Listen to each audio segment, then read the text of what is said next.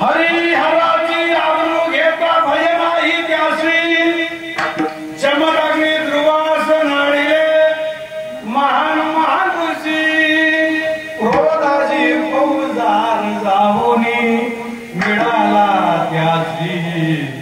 जोहार माय बाप जोहार त्या बाईचा पाठोपाठ गेला ती बाई घाबरली कोण येत आहे चालली धापा टाकीत टाकीत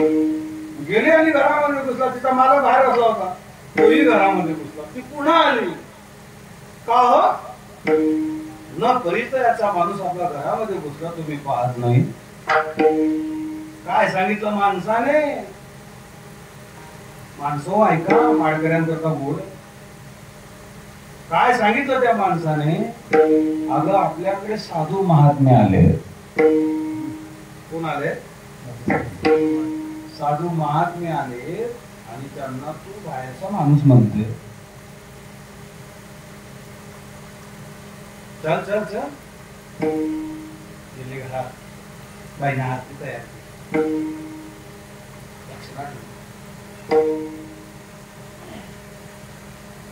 पाया पडले दक्षिणाने गोष्टी बदलल्या सरळ संपला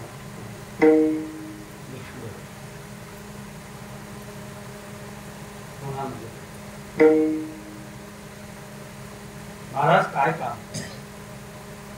तुमच्याकडे एकच काम होत मला 2 दामन पाहिजे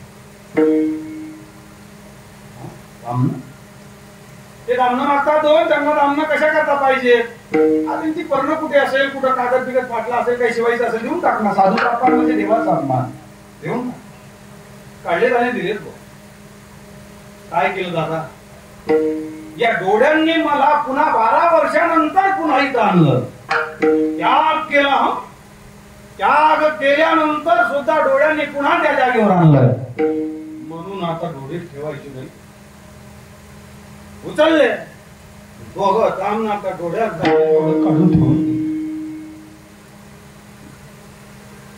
दृष्टीने मला नाडलं उभा दृष्टी भगवंता स्वरूप असली महाराज म्हणतात देवाची प्रार्थना महाराज म्हणतात हे डोळे काढून ठेवले हो मग तुकाराम महाराजांनी कोण लिहिलं आंधड्या पांगड्याचा एक विठोबादाचा प्रसवला विश्वतोची सर्व वय जाणता त्या दृष्टीने जर पुन्हा 12 वर्षानंतर इथं आलो डोळे काढून ठेवले तुकाराम महाराज म्हणतात की डोळ्यांनी चांगलं नाही पाहिलं जर डोळे जर पाहताना बदलत असतील माणसं तर बदलतात का पण डोळेही बदलतात बघा कधी कधी डोळे बदलतात पाहताना पाहताना पाहताना पाहताना 2-4 8 दिवस पाहिले की डोळे बदलतात महाराजांनी सांगितलं हे डोळ्यांना बदलत असतील तर एक काम करा तुम्ही आता बदलत असतील तर त्याच्यासारखा मी आंधळा बरा अभंगाच्या पहिल्या चरणात